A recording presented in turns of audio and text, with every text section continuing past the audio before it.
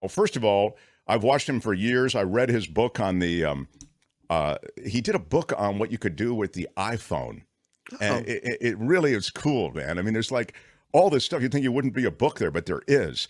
And he just has such great takes on technology and how our culture is embracing technology and even reluctantly embracing technology. You can find him.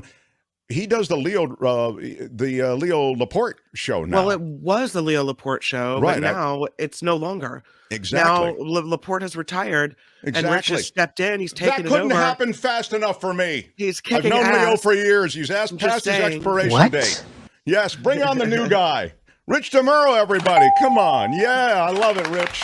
Thank you, thank you, thank you. And those are your opinions about Leo, not mine. Leo has Oh, been a no. great mentor, and he has been phenomenal for me. So No, anyway, of it's course. been a great honor to take over his show. Let me tell you, just in 15 seconds or less, Leo Laporte and I used to do a show together on KNBR. Imagine this. This is years ago in San Francisco when I was there. And so I've known Leo for years, and he's delightful and terrific and knowledgeable and all the things that you said, too. So I'm only giving him a hard time. But you really are a guy who brings a lot of chops to this. I'm so honored that you would be on our show. So thank you, first of all.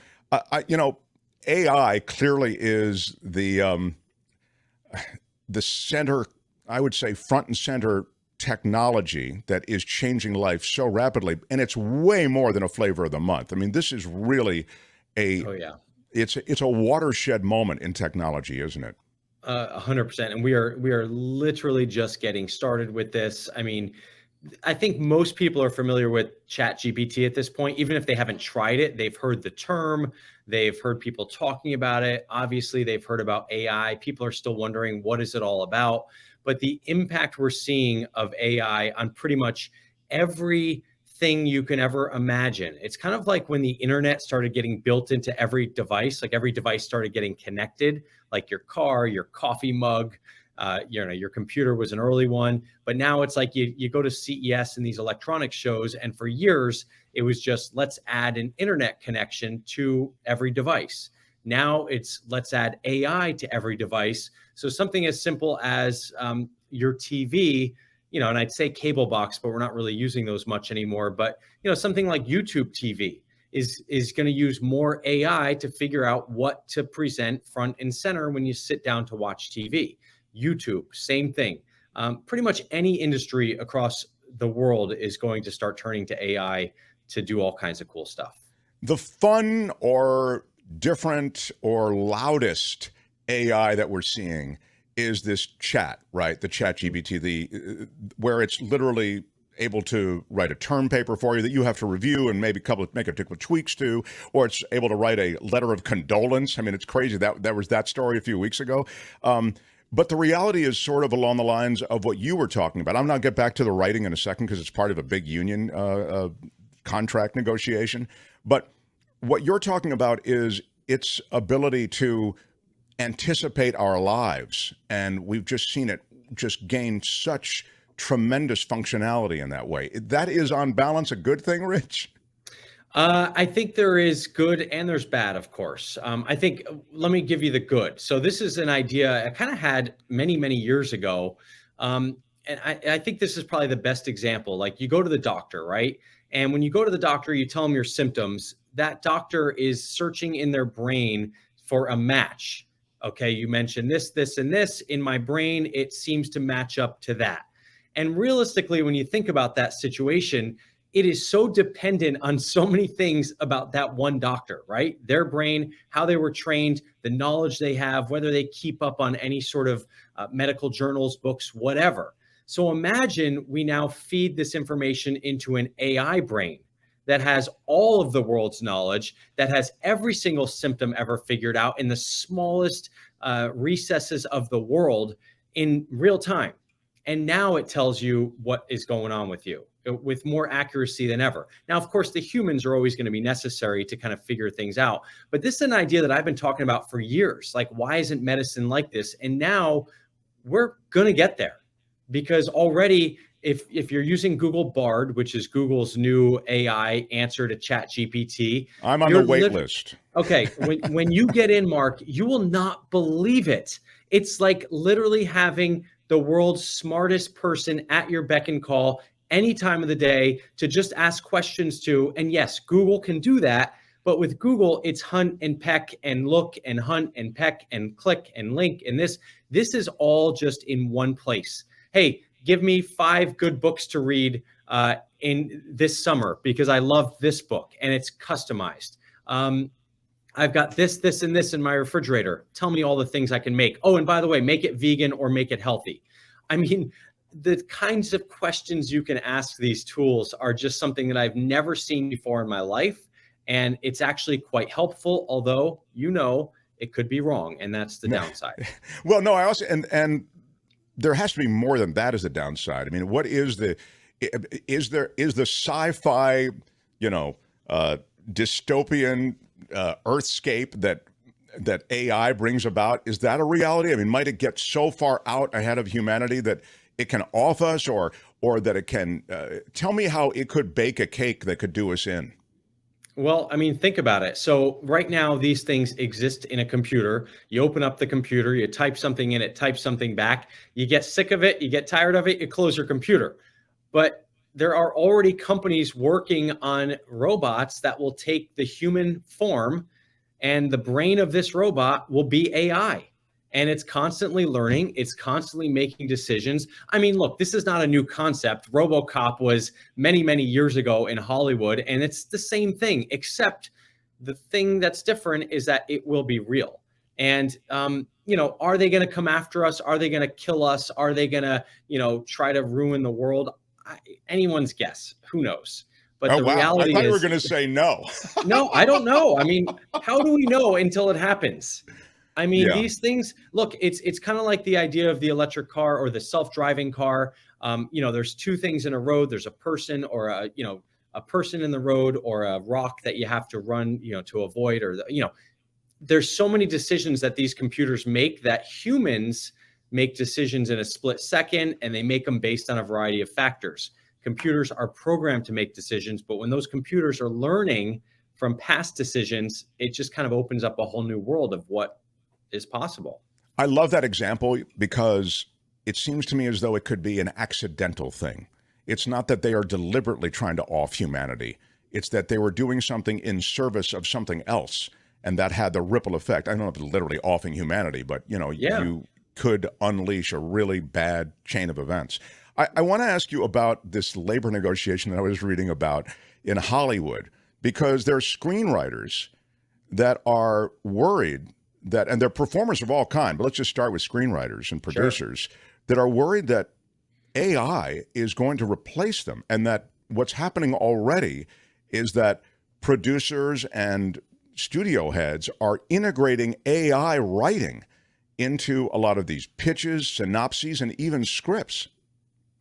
Yeah, I mean, this is just one small example of the impact that these tools are going to have. So right now, anyone can fire up ChatGPT or a number of these tools, and there are specific writing tools as well, and give it a synopsis, give it some ideas, and it will spit out a pretty good paragraph or even a script, whatever you need.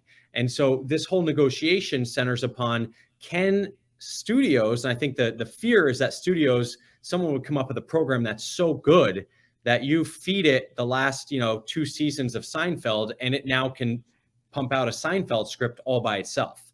And you can say, oh, let's make a script about visiting the ice cream shop, and nobody could decide on the flavor, and it writes the whole script based on that, or whatever you want. And so I think these negotiations are pretty important, because what the WGA is saying, as I understand it, is that you're actually pretty free to use these tools as a first draft. And it's kind of like any other tool that you might have, like a pen and a paper, or Final Draft, which is actually, like when I first started using Final Draft many years ago, I couldn't believe that you could actually just format the script so easily. And that probably seemed like a big deal back then. But now the fact that you can just say, okay, let me press tab and it finishes my sentence, that's next level stuff. And it's a concession on some level, I see it, what you've just described by the WGA, to how powerful AI is. That they're saying, okay, for a first draft, I mean, gives up a lot of territory for these writers these writers would normally control.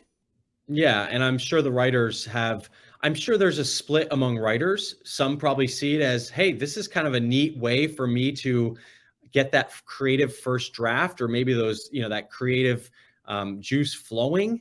And, if it helps, it helps. But at the end of the day, I think no matter what, look, we're going to see, and I think we're going to see this in general, but it's going to start with social media and things like TikTok and things like Instagram and Twitter. We're just going to see a whole bunch of new content that's created using AI, for better or for worse.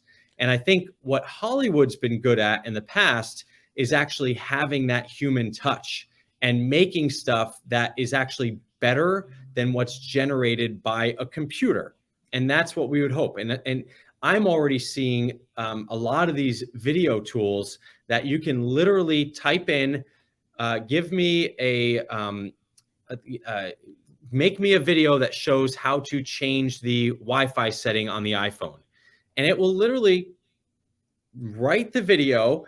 An AI voice will say the video, and it will create little video snippets in the video. And you can make that 30 seconds, 60. I've used this tool myself. There's a tool that's coming out, and that's just one. There's many that are coming out that are doing this. And so we're just going to see a proliferation of kind of junky stuff that, was just put together really quick. Some will be good, some will be bad. There will be clutter. There'll be clutter as a result of it. Yeah. That's a great Rich word. Demuro is Great our term. guest, and we're finished just in the last couple of minutes. I was just thinking, as you were speaking, about the fact that you could end up with a courtroom in which you had two AI attorneys going at it against each other, defense and prosecution. I mean, literally, you could have an evolution where, just as the Writers Guild has given up some ground, the legal community may give up some ground to that, because the basic facts are all are conclusive there in both cases, they may feel. And so they may see that as just as you've suggested in the medical forums, in the legal forums, it may happen as well. I mean, it's kind of an eerie thought. I think so much of what happens in the world is all based on what access to information do you have at that moment, and also the breadth of that information.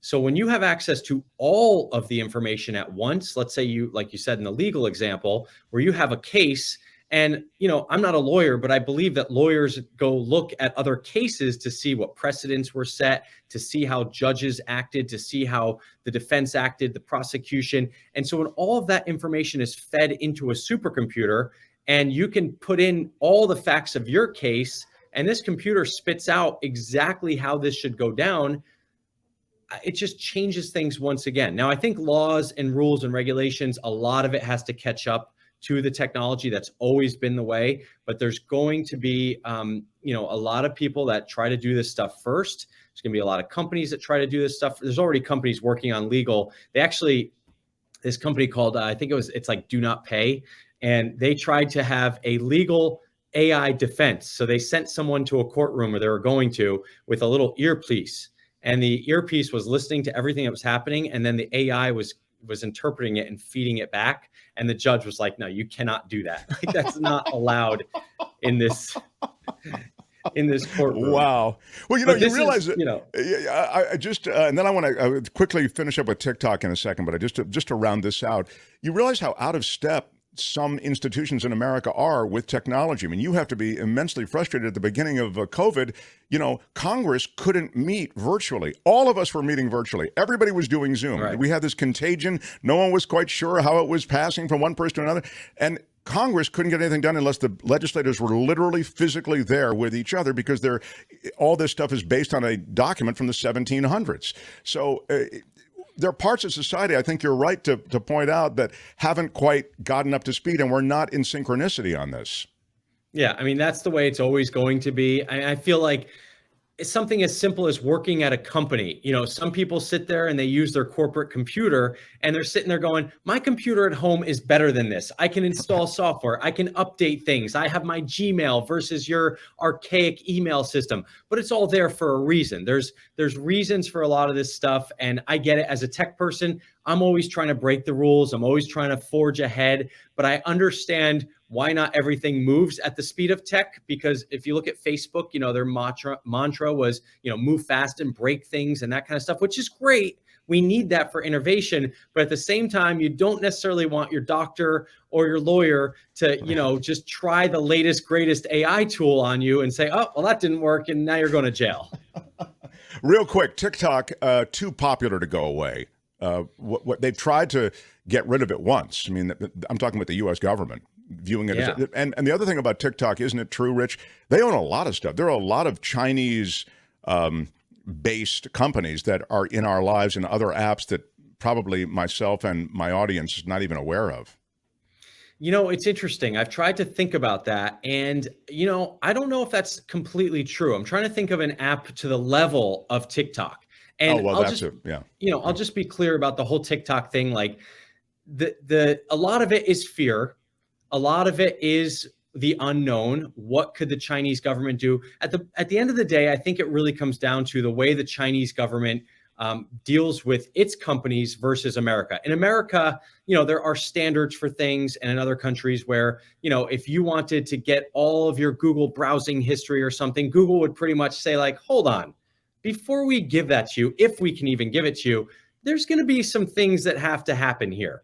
Whereas in China, I'm not sure that's the way it happens. And I think that's the big fear with TikTok, is that the Chinese government can wield undue influence on the information they're getting or feeding to the American people. But at the end of the day, I mean, what kind of information is TikTok collecting that any app in the world is not collecting?